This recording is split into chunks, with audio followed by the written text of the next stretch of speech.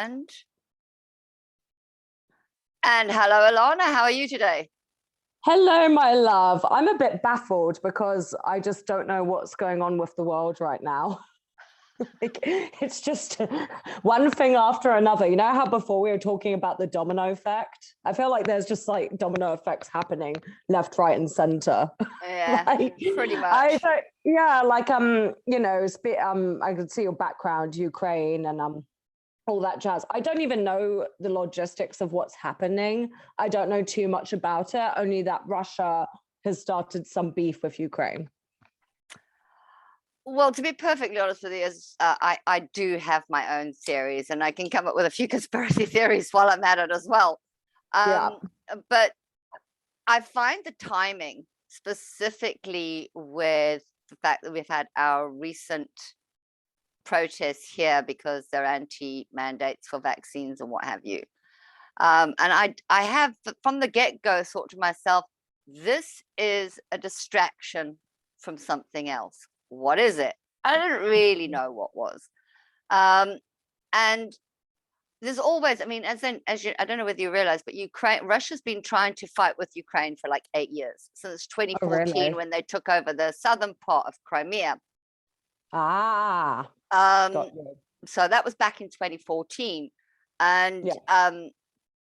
Since then, it's been sort of like on and off argy-bargy and arguing and stuff like that. And in that time period, it is alleged that Putin has been dropping in cells of Russians around, pretty much like ISIS or Al Qaeda would. He's been putting in little terrorist cells to imbalance the political narrative, which is, oh, this is Russia, this, you belong to us. And basically Ukraine has not belonged to Ukraine only belonged to Russia for a very short period between 1921 and 1990. Oh wow, so that not was long because at all then. no, not long at all.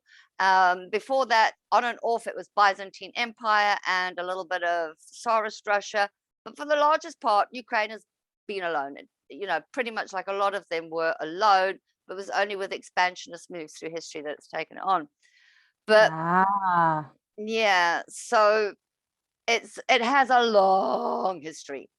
I was going to say Ukraine seems like one of those little independent countries that you don't really hear too much of about, like in the news. And now all of a sudden, now that Russia's like fired the shots, it's blown up everywhere. So it would be classified as an ex-communist state, pretty much like Kazakhstan, Albania, I think, and a bunch of others. I might mention a few wrong names, so let's not go down that road.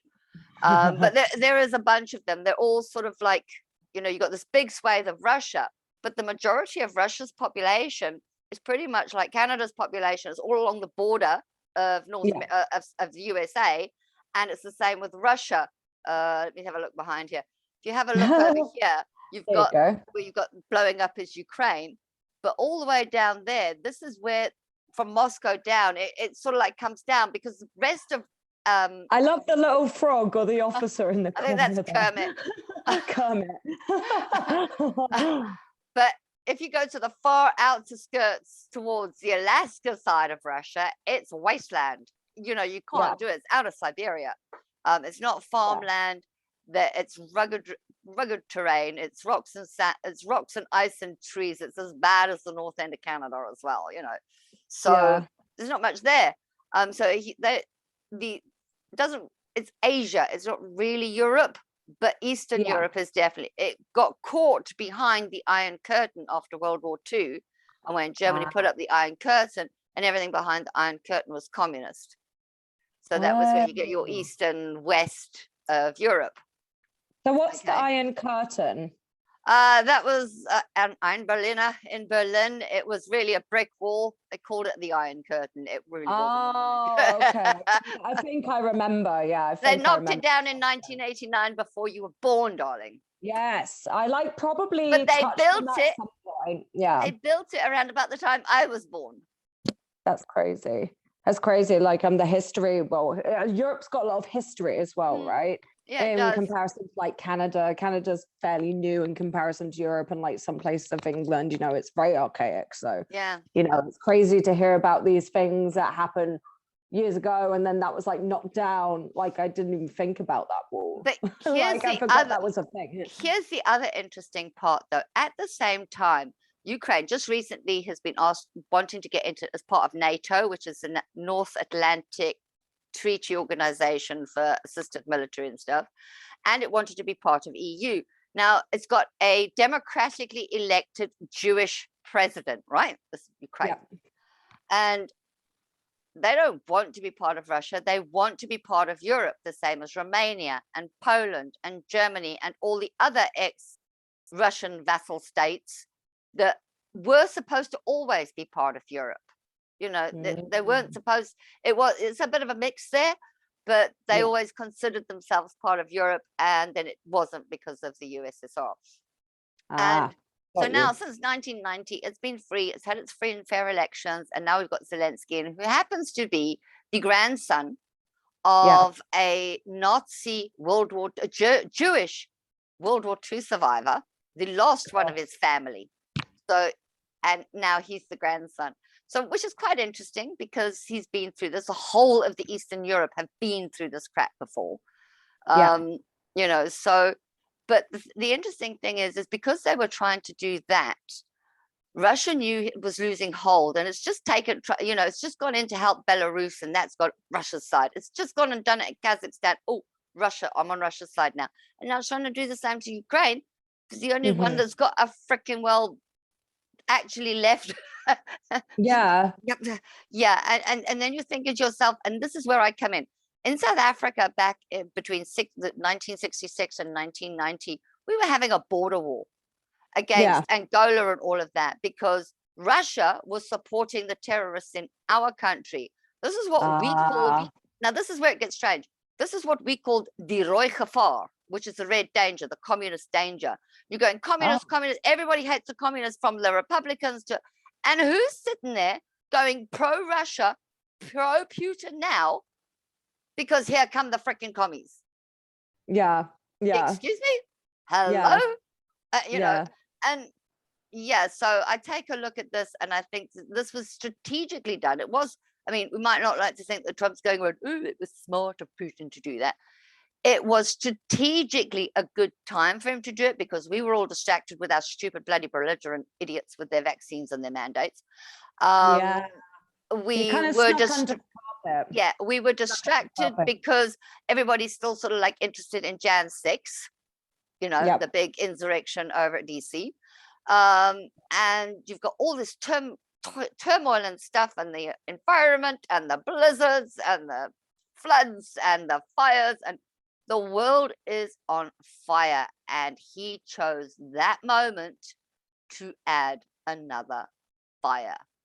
And that was just feeding the flame. Had we been distracted enough, we might, and you've got to say that people have been warning. I mean, America and intelligence have been warning Ukraine, and Ukraine thinks, well, they're our brother country, you know, we want our independence, they do their thing, we do our thing, we'll be fine.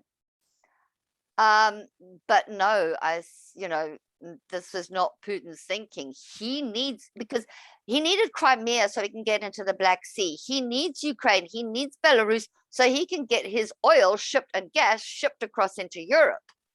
Without those vassal states of his, he is crippled.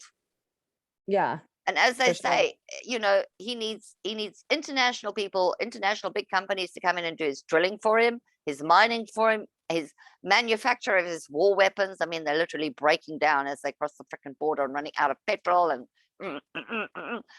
you know, granted, they've apparently got a bunch of people there. But you've got 30 million Ukrainians ready to fight for their country versus, you know, military members. Even if you've got 3 million of them, they're only fighting to steal somebody else's country. It's very disheartening to watch, you know, and like I said, you don't really hear too much about these countries, and then when something catastrophic like this happens, it's just insanity, because you almost want to reach into the TV and like do something, but it's like, what can you do? There's actually nothing that you can do. This is like a power that's greater than us. They have the missiles, they have the gunpowder, they have the fire, and it's exactly as you said, like Putin just adding another flame, adding oil to the fire, and just like spreading more crap, basically. And it's just like, as you said, he took the most opportunistic moment, because as you quite rightly said, everyone is distracted by COVID right now. But here's another thing. Yeah. Here's another thing, other than distracted by COVID and stuff, is the fact that the UN has a rolling presidency on the UN Security Council. And guess who had it for the freaking month of February 2022? Oh gosh. Russia. Now he had literal timing, because he didn't want to piss off his ally China, who was doing the Beijing Games, right? Now that finished the other Sunday. That was last Sunday, right? Yeah. And he didn't want to piss them off. He didn't want the country, and it was the same week that the Ukraine was busy cutting off their energy supply from Russia so they could see if they could go it on their own. It was the same week they were applying for NATO and EU joining them. And they had literally 1 week left of the Russian candidate on the UN Security Council. Today, it became the UAE's turn. Now, interestingly enough, the UAE, during this whole UN Security Council asking about this war, they abstained. They chose not to vote. So UAE, India, and China were three of them that abstained from the vote. And because of because the Russian guy was in the president, he stuck his hand up the veto, things couldn't be dealt with as well as they should have been. There is some things that the UN Security Council can do, and they've swiftly chopped them off at the finances, so to speak. Yeah. And I wonder now that this has happened, how that's going to have an effect on the rest of the world.